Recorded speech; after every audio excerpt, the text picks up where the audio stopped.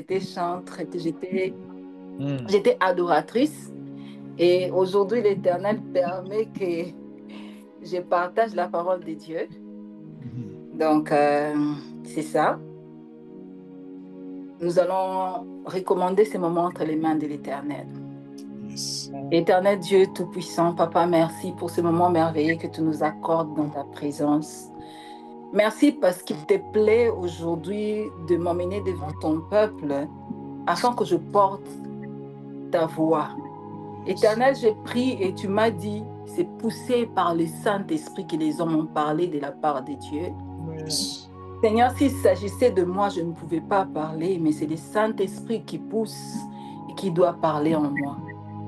Je me laisse comme un instrument entre tes mains et utilise-moi. Alléluia. Éternel, permets qu'une oreille puisse écouter de ta part ce qui sortira de ma bouche et que moi-même aussi je puisse écouter ce qui sortira de ta bouche et que des vies soient changées et que des situations des hommes puissent trouver des solutions.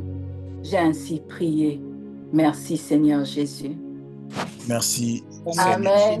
Amen. Je voudrais dire merci aussi à toi qui es là, qui te permet quand même de m'écouter. Merci beaucoup. Le thème, c'est les combats des hommes droits.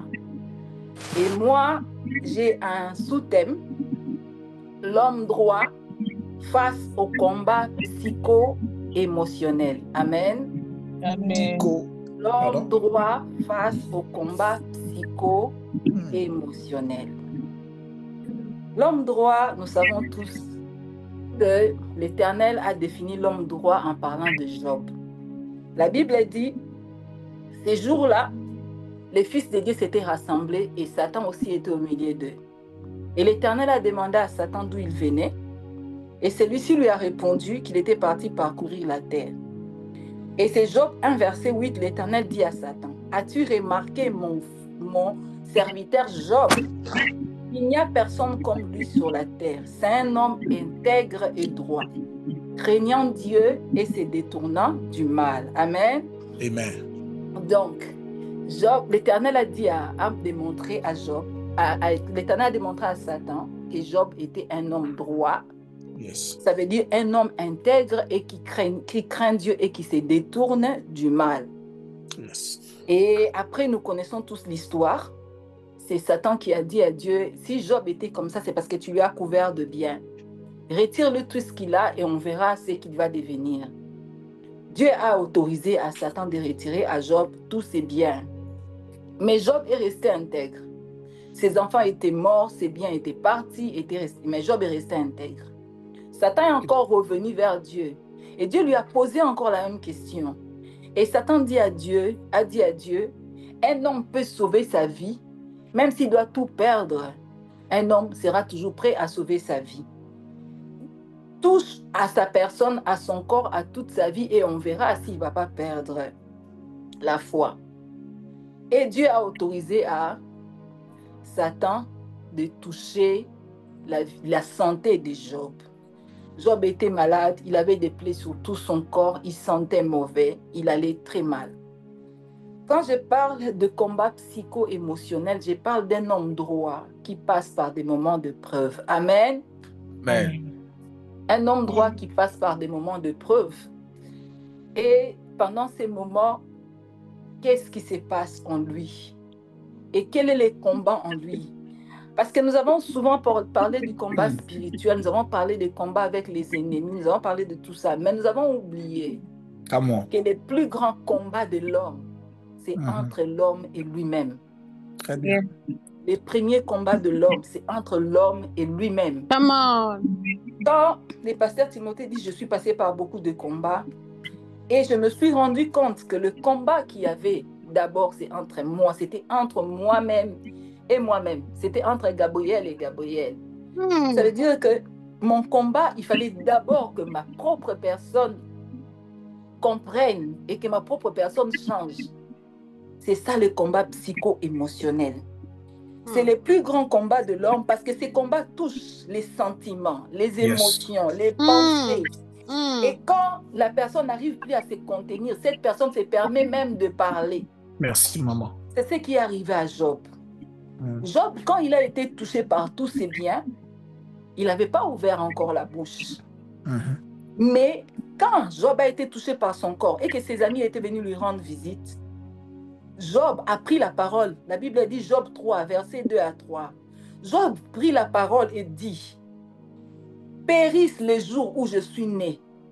La nuit qui dit, un enfant mâle est conçu. » Ça veut dire que dans le cœur de Job, il y avait tellement de l'amertume qu'il a préféré ne pas naître. Il a commencé à maudire les jours où il était né.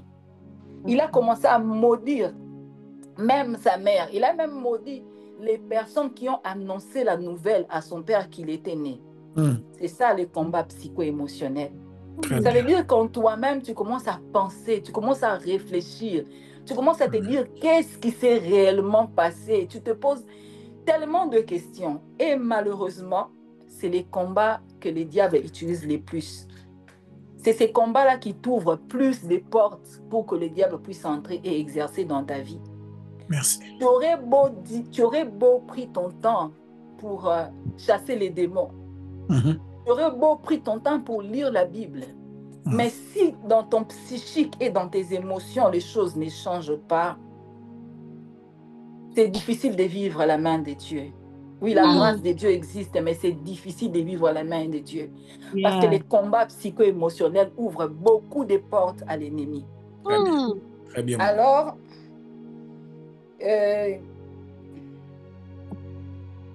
tu peux même être là en train de confesser la foi.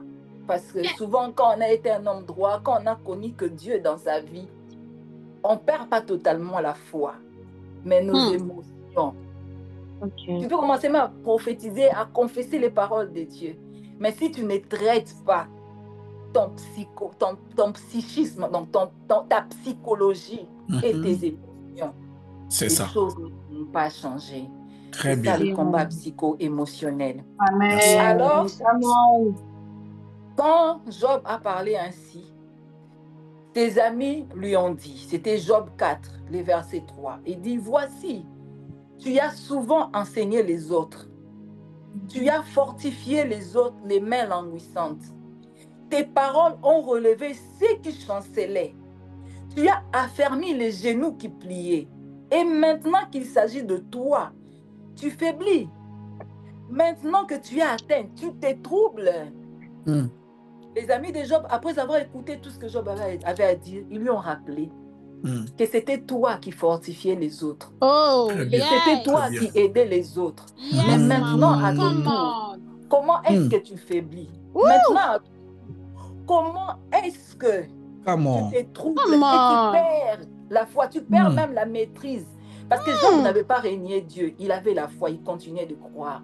Mais il avait perdu la maîtrise. My God! Maintenant, je voudrais partager quelques points. Quels sont les combats psycho-émotionnels que nous connaissons?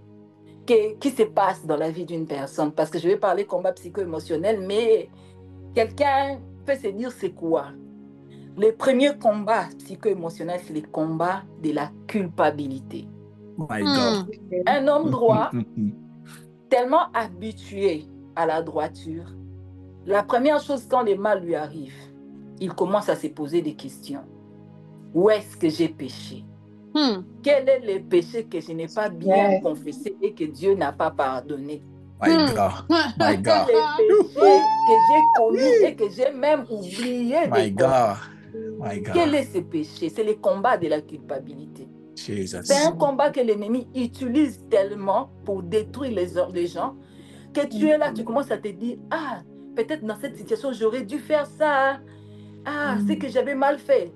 Alors que tu avais bien décidé, que c'était peut-être une bonne chose. Et même que tous ces péchés que tu as commis dans ta vie, tu as déjà demandé pardon à Dieu. Avance, maman. Mais malheureusement, puisque tu es un homme droit, puisque tu fais les calculs, puisque tu connais la parole de Dieu, puisque tu sais que si tu pêches, c'est mauvais, et puisque tu sais que le péché amène la mort, tu te poses tellement de questions, tu te culpabilises, tu prends des temps, des heures et des heures en train de demander pardon à Dieu, alors que tu as oublié que Dieu t'avait déjà pardonné. Parce que la Bible dit, si nous confessons nos péchés, Il Le est fidèle et juste. juste pour Yes. les pardonner et nous purifier de toute iniquité. Yes, tout à Dieu fait. t'avait déjà pardonné, Dieu t'avait déjà Amen. purifié. Mais un homme droit, habitué aux lois et aux principes, se demande toujours quel est le principe où j'ai péché. Alors que bien aimé, même si tu as oublié de demander pas, tu as oublié de citer les péchés pour lesquels les péchés que tu as, au fait, tu as oublié de citer les péchés que tu avais commis. Mais du moment où tu as demandé pardon à Dieu, même pour les péchés que tu n'avais pas cités, Dieu t'a déjà pardonné. Amen. Tout à fait. Dieu t'a Très bien. déjà pardonné. Très bien. Ça, Et c'est le tout à combat de fait. l'homme droit, c'est la culpabilité. Merci, Et maman. les diables utilisent la culpabilité pour pénétrer dans ta vie et détruire ta vie. C'est pourquoi ce soir, je vais attirer une personne en ce Come on, lieu. Mama. Bannis la Come culpabilité. on. Bannis la Come on. culpabilité. La Yes. culpabilité. Amen. Dis-toi, j'ai été sauvé, justifié par le sang de Jésus. Alléluia, C'est Jésus. par quoi j'ai passé une épreuve et ça passera. Merci. Le deuxième combat de l'homme droit, c'est le combat de la peur et de l'anxiété. Et de là. Peur et anxiété. Ok.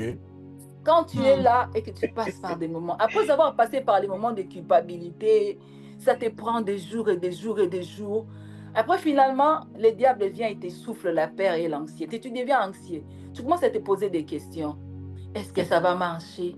Est-ce que je ne suis pas en train de mourir? Est-ce que ma vie va finir comme ça? Tu te poses tellement de questions. Tu commences à avoir peur de tout et de rien.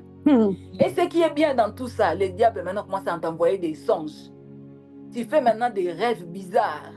Ok. Des rêves pour juste alimenter cette peur-là. Le diable t'envoie des songes bizarres. My God. Il t'envoie des songes. Il peut même t'envoyer des gens, soi-disant des prophètes, qui vont venir te dire des choses.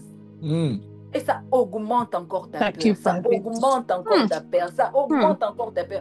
Tu commences à avoir peur. Tu commences à te dire, est-ce que ça va marcher? Est-ce que tu te poses tellement de questions? Et à ça, la Bible dit, Ésaïe 41, verset 10, ne crains rien. Oh, yes. Amen. Yes. Avec Come toi. on. Yes. Ne promène point des regards inquiets, car je suis ton Dieu. Je viens à ton secours. Je te soutiens par ma droite triomphante. Alléluia, my God. L'Éternel te soutient par sa droite triomphante. Il te dit, ne crains pas. Ne promène pas des regards inquiets. Ne regarde pas à gauche et à droite. Arrête de regarder à gauche et à droite. Regarde à Jésus. Parce que la peur te pousse à regarder par-ci, par-là. La peur te pousse à regarder même au-delà de ce que les hommes peuvent voir. Tu commences même à regarder les gens, tu te dis, ah, c'est pas lui le sorcier. Tu commences à avoir même peur des hommes. Tu commences à avoir des peurs compliquées, alors que c'est seulement le diable qui utilise ta peur, qui utilise tes émotions et tes pensées pour t'empêcher d'entrer dans ta bénédiction. Amen. Merci, Maman Gabrielle. Le troisième combat, c'est le combat de l'inquiétude et des soucis. Surtout. Wow. La Bible dit, ne vous inquiétez de rien. Amen. Yes. Maman. En toutes choses, faites connaître vos besoins à Dieu par des prières, des supplications et des actions de grâce. De grâce. Come on. La Bible dit, et la paix de Dieu qui surpasse toute intelligence gardera vos cœurs et vos pensées en Alléluia. Jésus-Christ. Yes. Le combat d'inquiétude et de soucis. Insiste. Ce combat va Insiste. au-delà. Il te pousse même à parler. Mhm. Tellement que tu t'inquiètes, tu te mets même à parler. Si on te pose une question, dis, ah, comment tu vas? Ah, je ne sais pas comment ça va se passer. Hein? Ah, moi, ma situation, bon, je ne sais pas. Tu deviens cette personne, comme on a dit à Job, toi qui fortifies les autres. Parce que c'est le moment. Maintenant, c'est toi qui faiblis. Ça devient maintenant ton tour à toi de commencer à dire aux autres, oui, ça va marcher, hein, prie Dieu. Hein. Pour moi, peut-être que ça ne va pas marcher. Mais toi, ça va marcher. Tu commences à murmurer. Tu commences à parler. Tu commences à expliquer. Je vous assure. Tu peux commencer à expliquer les gens. Et si tu mélanges encore à ça, les diagnostics de médecins. C'est tout.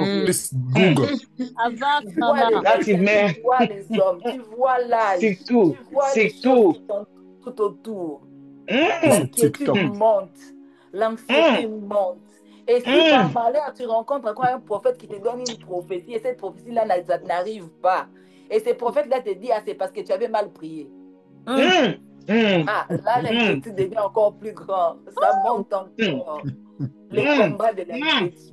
Les combats de Augmente la l'inquiétude. volume, maman. La Bible dit, ne vous inquiétez de Yes. rien. Amen. Alléluia, my God. Amen. On pense Amen. ça, mais c'est difficile. Merci, Jésus. La Alléluia. Bible dit, ne vous inquiétez de rien. La Bible dit, Amen. déchargez-vous sur lui de tous vos soucis, car lui-même Yes. prend soin de vous. De vous. Yes. Il a dit décharger sur lui de tous vos soucis, quelle que soit la question. Malheureusement, quand on est en train de passer par des moments troubles de notre vie et qu'on est dans les inquiétudes et dans les soucis, on a même du mal à prier. My God. Alors, je vous exhorte, comme on a dit, décharger sur lui. Prends même le temps, bien-aimé. Retrouve-toi dans un endroit, mets une chaise. Commence à parler à Dieu comme si tu parlais à une personne à côté, comme une folle. Ne prie pas avec des formules normales. Commence à dire à Dieu, Dame, tu vois, regarde mon âge, regarde mes problèmes, regarde ça. Seigneur, je suis inquiet, je suis dans les soucis, mais tu m'as dit de décharger. Je vais ouvrir mon cœur. C'est comme quand tu es en train d'aller parler à un psychologue devant les combats d'inquiétude et de soucis. La solution, c'est de se décharger devant Dieu. De représenter Dieu quelque part et de commencer à parler. Bravo, merci. Très bien. Tu parles. Très bien. Ça commence à changer ton cœur. Ça commence à changer ton cœur. Amen. Parce que si tu te mets à murmurer, si tu te mets à parler aux hommes, si tu te mets, et le diable ouvre une porte. Yes. Et il profite pour entrer. Moi, j'ai fait un rêve dernièrement. J'étais dans un combat. J'avais vaincu ce combat. Et puis, j'ai fait les mêmes sortes de rêves où j'avais tellement de soucis et les mêmes combats étaient revenus. J'étais incapable de vaincre. Et après, je n'ai pas compris les rêves. Je ne peux pas expliquer les rêves ici, mais je n'ai pas compris. Après, quand je suis restée toute seule, les Saint-Esprit commençaient à me dire, tu as le pouvoir, tu as la puissance, mais tout ce qui ôte ta puissance et ton pouvoir, c'est les soucis. Quand tu te mets à t'inquiéter, tu te mets à te soucier, tu perds les batailles. Amen. Donc, je crois que c'était la semaine passée. Parce que je n'avais pas rêvé seulement de moi, j'ai rêvé aussi de mes soeurs et tout. J'ai parlé aux autres. Mais pour moi, Dieu m'a parlé des soucis et des inquiétudes. Parce que dans ces rêves-là, je me suis vue, j'avais des cheveux en désordre, j'étais là triste et une amie est venue me dire, je t'amène au salon. Ah, Gabriel, je vais t'amener au salon. Et il y avait un combat à côté auquel je n'avais pas vaincu. Les combats des soucis te rendent faible. Tu vois, tu te soucies la journée, la nuit, tu te réveilles à minuit. Tu dis, oh non de Jésus, je chasse les démons. Tu n'as rien fait. Yes. Tu n'as rien fait, bien-aimé, tu n'as rien fait. Parce que les soucis t'empêchent de vaincre les batailles spirituelles. Oh yes. Que Dieu aide une femme ou un homme en ce lieu de gagner ces combats de soucis. Je sais que c'est tellement difficile. Au point que j'ai lu aujourd'hui les statuts des pasteurs Timothée, je crois aujourd'hui, hier, il a écrit « Le sourire est un choix ». Ah oui, hein? Yes. Le sourire est un choix. Ça ne vaut pas la peine que les gens regardent ton visage et voient que tu es tout le temps triste. Je ne dis ça pas parce que je ne suis pas passée par là. Je suis passée par là pendant des années. Quand quelqu'un me regarde, il voit vraiment, c'est la tristesse sur ses visages. Et c'est seulement, il y a seulement une semaine ou quelques jours que Dieu m'a dit que les soucis t'empêchent de vaincre le combat. Alors, quand j'ai vu les passages d'hier, que le sourire est un choix, que le Saint-Esprit m'aide à garder les sourires sur moi. Le Saint-Esprit aide une femme en ce lieu de remettre le sourire sur son visage. Amen. C'est possible. Le quatrième combat, c'est le plus terrible. C'est le combat des doutes. Merci. Yes. Tu doutes Merci. de quoi? La Bible dit dans Jacques, je l'ai écrit, excusez-moi, j'ai écrit tous les versets, comme ma version, elle n'est pas français courant, j'avais pris tous les versets dans les téléphones. Je crois que c'est Jacques 5. C'est Jacques 5 qui parle de doute. Je ne trouve pas où je l'ai écrit. Mais Jacques 5 dit, c'est lui qui demande, c'est lui qui cherche la sagesse. Ah, Jacques 1, verset 6. Les 5 dit, celui qui demande la sagesse, qui la demande à Dieu, qui donne à tout le monde, sans exception. Et Jacques 1, 6 dit, mais qu'il demande avec foi, sans douter. Car celui qui doute est semblable à un flot de la mer agité par les vents, poussé des côtés et d'autres. Qu'un tel homme ne s'imagine pas qu'il recevra quelque chose du Seigneur. Amen. Qu'un tel homme ne s'imagine pas qu'il Ne recevra quelque s'imagine chose même du pas. Seigneur. Donc, quand tu doutes, ne t'imagine même pas que tu peux recevoir quoi que ce soit de la part de Dieu. C'est la parole de Dieu qui le dit, moi je ne dis pas ça. Mais c'est la parole de Dieu. Amen. C'est encore bien quand tu doutes parce que tu as demandé quelque chose, tu n'as pas réussi. Mais les doutes se passent à 3 niveaux. Très bien. Premier. Le premier doute, c'est quand tu doutes pour la parole de Dieu que tu ne reçois pas. Le deuxième doute, c'est quand tu doutes de toi-même. Yes. Qu'est-ce qui arrive? Première chose, tu es en train de rechercher quelque chose, tu commences à douter et tu ne vas pas recevoir. Ça passe. Le deuxième doute, c'est quand tu commences à douter, est-ce que vraiment je suis vraiment chrétienne? Est-ce que je suis vraiment convertie? Est-ce que vraiment dans ma vie, j'ai pris les bonnes décisions?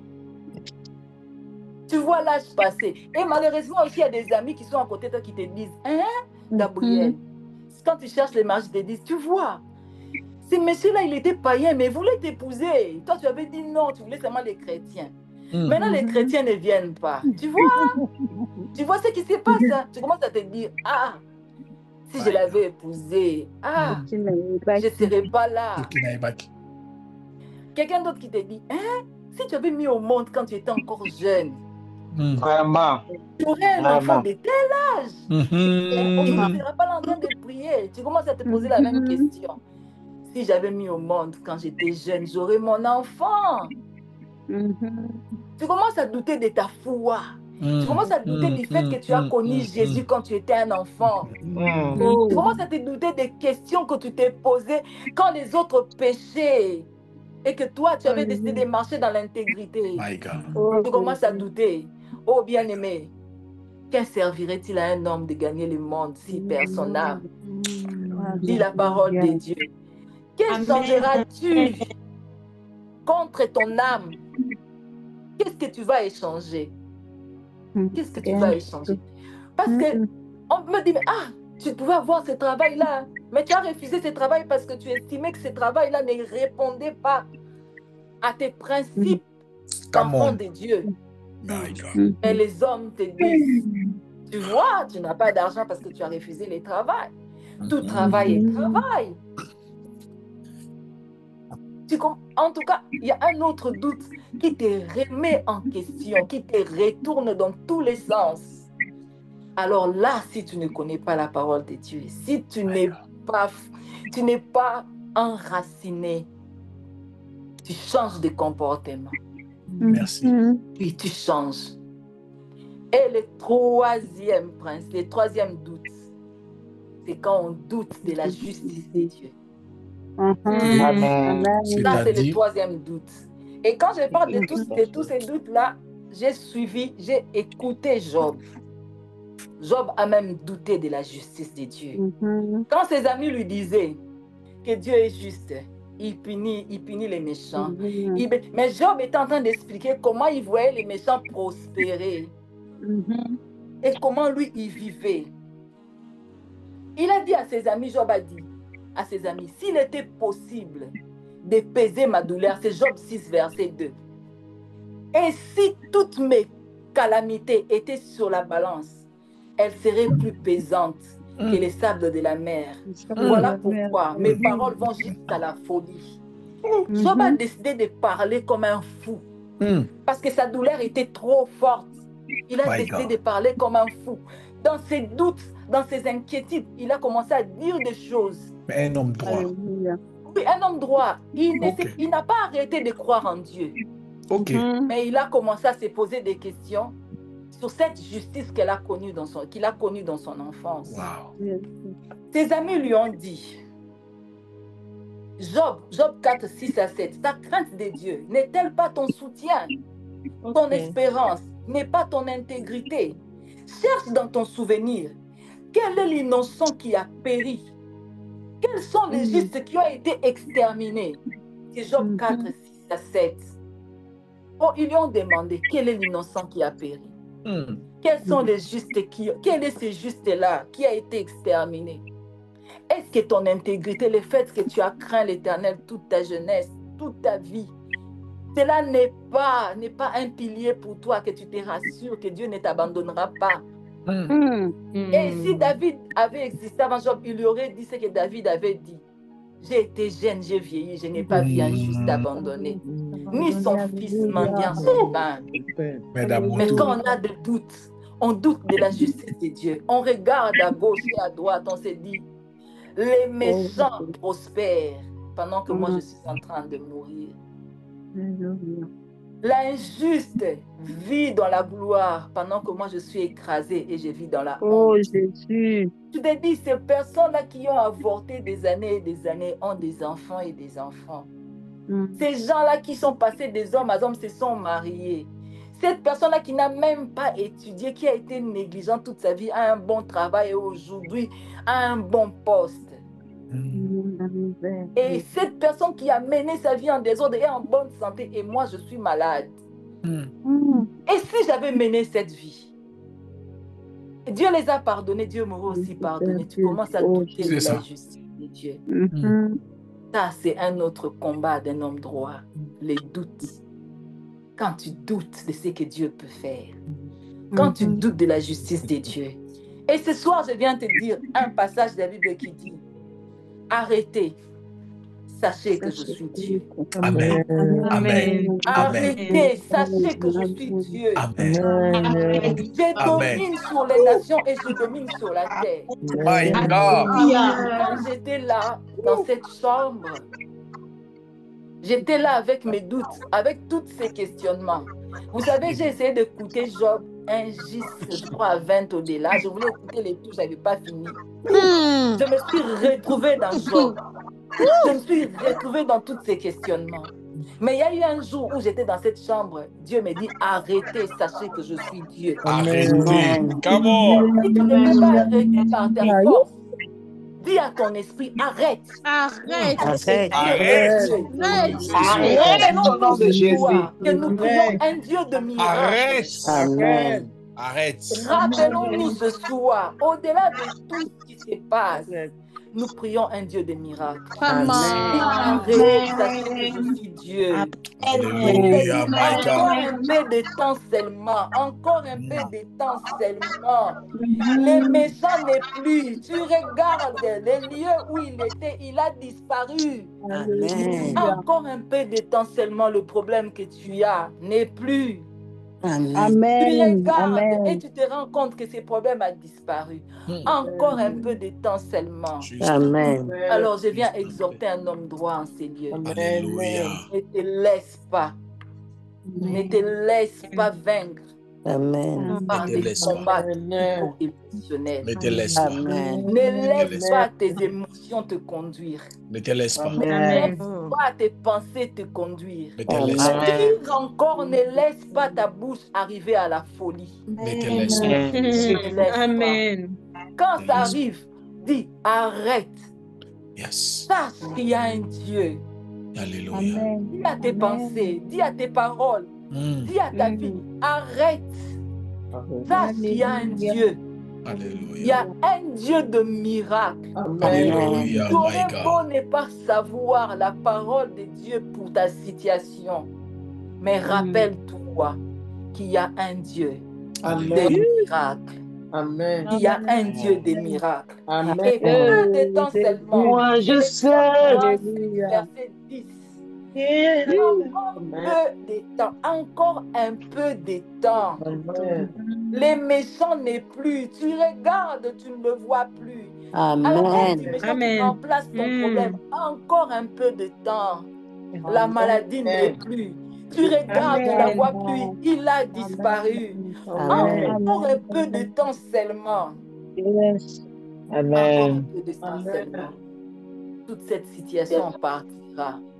Et tu te rendras compte qu'il y a un Dieu qui domine sur toutes choses. Et puisque la Bible dit, vous êtes des dieux, vous êtes des fils du Très-Haut. Alléluia. Alors après il dit, lève-toi et règne sur la terre. Alléluia. Il a fait de nous un royaume et des sacrificateurs. Alléluia. Et nous régnerons sur la terre. Alléluia. Amen. Jésus. Et Alléluia, moi je dis pas, je Jésus. parle pas au futur. Et nous Je régnons sur la terre. Yes. C'est dans la Amen. Il a fait de nous un royaume et des sacrificateurs. Et Amen. nous régnons sur la terre. Alléluia. Pense à toutes ces Alléluia. choses. Alléluia. Prends ton temps, écris Yes. ce que tu veux voir dans ta vie. Rappelle que tu as un Dieu de miracles. Tu as un Dieu fort et redoutable. Quand ta bouche veut parler, ferme ta bouche. Quand tes pensées commencent à tourner, impose à tes pensées la parole de Dieu. Dis à Yes. tes Come pensées, on. oblige à tes pensées, arrête-toi. Arrête-toi. Sache qu'il y a un Dieu. Amen. C'est la parole de Dieu que je voulais partager ce soir. Yes. Amen. Quelqu'un peut d'abord acclamer les seigneurs. Amen. Amen. Amen. Est-ce que quelqu'un peut acclamer les seigneurs? Yes. Quelqu'un peut commencer à acclamer les seigneurs. Amen. Commencez